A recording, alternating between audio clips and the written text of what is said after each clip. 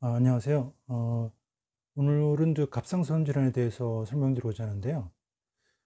갑상선을 현대의학적인 측면에서 보는 관점과 조금 달리 기능의학적인 측면에서 어떻게 접근하고 또 어떻게 치료하는지에 대해서 설명드리고자 합니다. 영상이 좀 길어서 두 번으로 나눠서 말씀드리고자 합니다.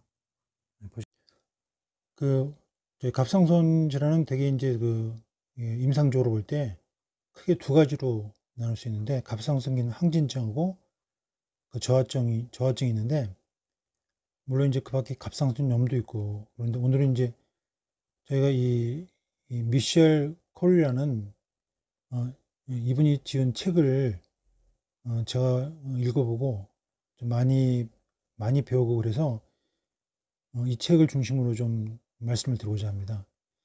이분은 Certified Nutrition, 그래가지고 이제 우리나라로 치면은 영양사라고 할 수 있는데, 근데 일반 영양사하고는 조금 달리 임상 영양사의 개념에 가깝다고 할 수 있을까 그렇고요.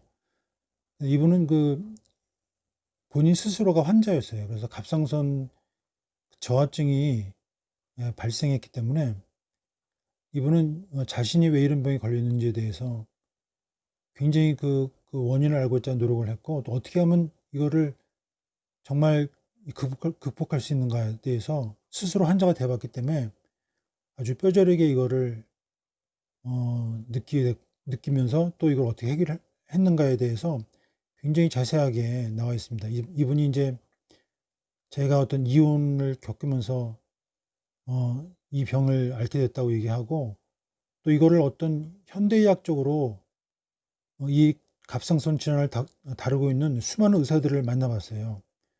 그런데 실제로 현대의학을 공부하고 있는 의사들은 진정한 해답을 주지 못했습니다. 그래서 앞으로 소개드릴 이 수많은 기능의학적인 방법을 통해서 어떻게 자신의 갑상선 질환을 극복하고, 또 어떻게 제가 기능의학적으로 자기 몸이 건강해졌는지에 대해서 이 책에 세세하게 기록되어 있습니다. 저자는 이 책에서 갑상선 질환은 자가면역 질환이고, 자가면역 질환이라는 것은 어떤 현재 자연적이지 않은 세상, 현재 오염된 세상에 대한 자연적인 반응이라고 합니다. 그래서 당신이 모든 것을 컨트롤할 수는 없겠지만 당신의 몸이라든지 집이라든지 정원, 사무실 정도는 어느 정도 컨트롤할 수 있다고 합니다. 그래서 이제 우리가 갑상선을 이제 병원에 가면 이제 혈액 검사를 해서 진단을 하게 되는데, TSH, FRET4, FRET3, 그다음에 TPO 엔티바디라는 게 있습니다. 그다음에 이제 엔티사이로글로불린 엔티바디. 요거는 이제 사이토톡식 T셀, 그러니까 T셀이라는 건 면역세포인데, 거기에 의한 갑상선 침범 상태로 손상된 갑상선에서 호르몬 분비가 떨어지면서 이를 자극하기 위해서 TSH는 그러니까 뇌에서 나오는 거 아닙니까? 뇌하수에서 그게 이제 올라가게 됩니다. 그래서 이제 우리가 검사할 때 이런 항체들을 먼저 검사하거든요. 그다음에 이 항체들이 기능학적으로 치료한 다음에 어떻게 변화가 있는지를 다시 재체크를 해봐요. 그게 이제 금방 체크해서는 변화를 잘 알 수가 없고, 보통 한 6개월에서 한 12개월 정도 있다가 검사를 해야 됩니다.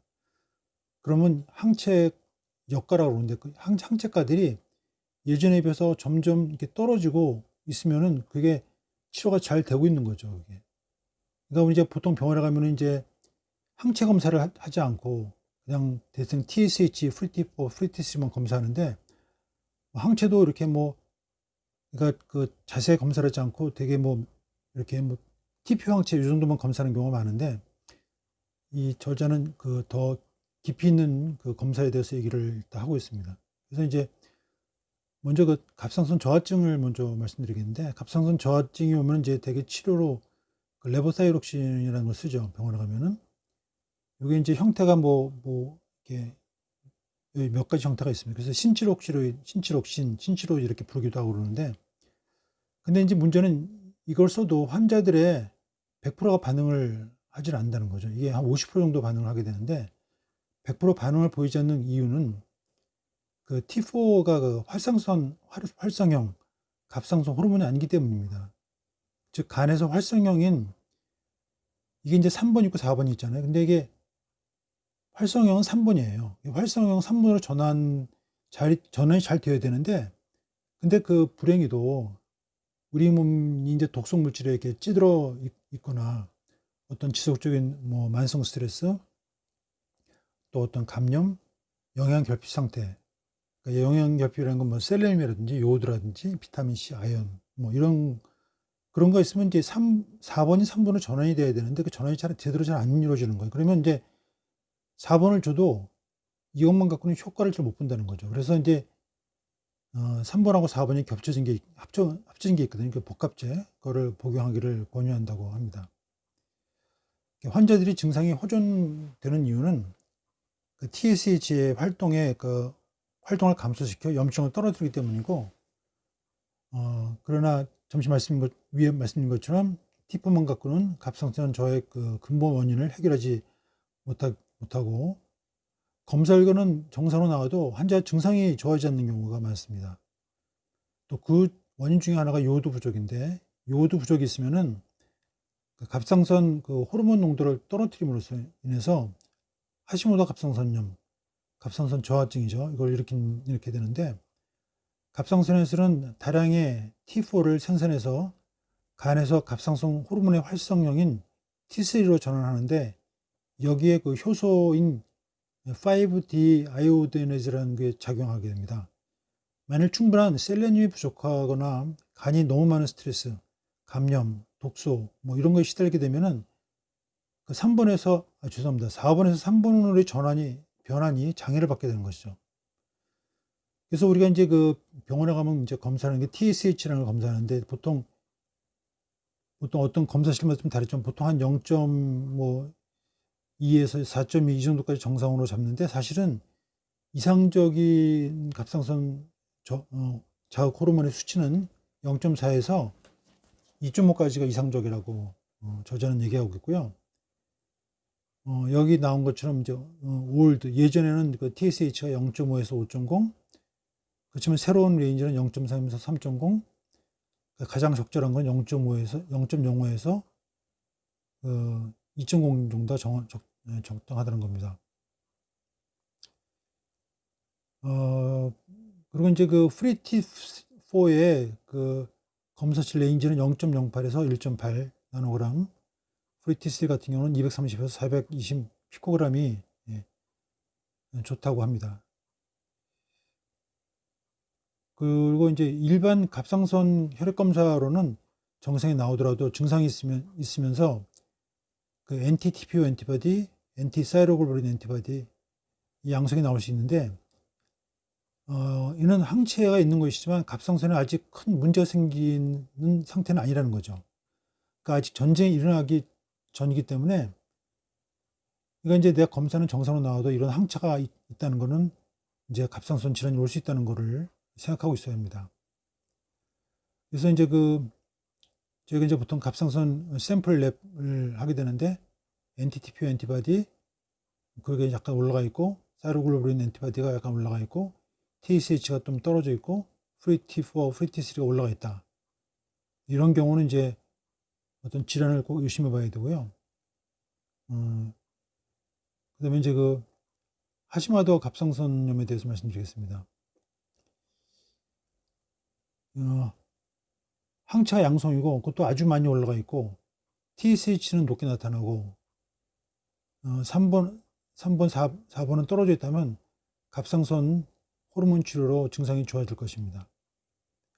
갑상선 호르몬만 보충한다고 몸이 회복되는 것은 아니고, 증상이 좋아진다 해도 몸의 독소를 줄이고 건강에 방해가 되는 여러 불순물들을 찾아봐야 하고, 예를 들어서 운동을 한다든지 좋은 음식을 먹는다든지 이런 생활 습관의 변화가 필요합니다. 닥터 헤스켓이라고 그래가지고, 이분은 그 TSH 이 호르몬이 올라가게 되면은 갑상선에서 그 과산화수소가 발생하고, 이로 인해 갑상선 자가면역 질환, 갑상선염이 발생한다고 하는 것입니다. 이 사람의 주장에 의하면 그렇게 돼 있고요. 그다음에 그 근만성 스트레스의 경우에 우리 몸은 자연적으로 4번에서 3번 변환이 늦춰지게 되고 갑상선 호르몬을 비활성화 형태인 리볼스티스로 만들게 됩니다. 리볼스티스의 역할은 활성형 갑상선 호르몬인 T3를 차단해서 우리 몸이 완전히 번아웃, 탈진되지 않도록 하는 것인데, 리볼스티스를 만드는 것은 질병은 아니고 생존을 위한 어떤 신체 기전인 것입니다. T4는 정상인데 T3가 낮으면 T4가 T3로 전환이 잘 안 되거나 몸에서는 더 많은 리볼스티스를 만들게 되는 것이죠. 부신 기능이 저하된 경우 갑상선 호르몬제를 사용하게 되면 더 증상이 악화될 수 있는데, 왜냐하면 갑상선 호르몬이 들어가면 몸의 대사가 증가됩니다. 그러나 부신 기능이 고갈된 상태라면 그 넘치는 에너지를 몸이 따라가지 못하게 되기 때문에, 그래서 마치 죽은 말한테 채찍질한다고 말이 살아나는 것이 아닌 것처럼 부신 피로가 문제라면 갑상선 호르몬을 저용량에 시작해가지고 서서히 증가시켜줘야 합니다. 그럼 이러한 환자들한테 고용량의 요오드가 도움이 될까? 만일 당신이 요오드가 결핍되어 있다면 요오드만 결핍될 리는 만무하다는 거죠. 즉 미네랄과 항산화 물질, 즉 셀레늄 같은 것이 같이 결핍되어 있을 가능성이 매우 높고, 셀레늄은 브라질 너트라든지 생선, 유기농 육류에 풍부한데 그 그루타치온 프록시데이즈, 그러니까 그루타치온 과산화 효소를 만드는 데 중요합니다. 이 효소의 역할 중에 하나가 그 과산화수소를 해독하는 것인데요. 만일 갑상선에 염증이 있고 셀레늄이 낮으면 염증을 없앨 수 있는 무기가 없는 상태가 되는 것이죠. 셀레늄은 또한 디아이도네이즈 엔자임, 그러니까 T4를 T3로 전환하는 강력한 그 효소인데 그게 보조인자로 작용하는 것이고, 결국 셀레늄과 기타 항산화 물질이 충분히 못 붙은 그 높은 음식을 보충하지 못하는 경우 과산화수소 같은 유리기, 프리레디칼을 해독하지 못하는 것은 당연한 일인 것입니다. 만일 충분한 요오드, 셀레늄, 기타 항산화 물질을 섭취함에도 불구하고 여전히 증상이 있다면 장을 꼭 생각해 봐야죠. 장이 새고 있다는 것이죠. 즉 당신의 장에서는 이런 영양소들이 흡수되지 않고 빠져나가는 그 새는 장 상태로 영양장애 상태인 것입니다.